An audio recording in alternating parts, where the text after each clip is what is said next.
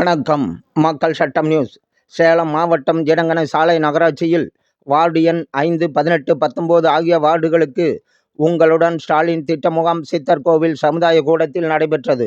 இந்த முகாமில் வட்டாட்சியர் வாசுகி, நகராட்சி ஆணையாளர் பவித்ரா மற்றும் அனைத்து துறை சார்ந்த அரசு அதிகாரிகள் கலந்து கொண்டனர்.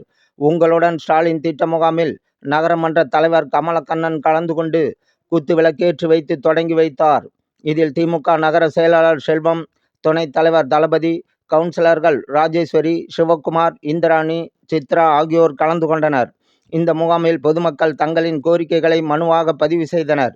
இதை அனைத்து துறை சார்ந்த அலுவலர்களும் மக்களிடம் குறைகளை கேட்டு மனுக்கள் பெற்று தீர்வு காண வழிவகை செய்து வருகின்றனர்.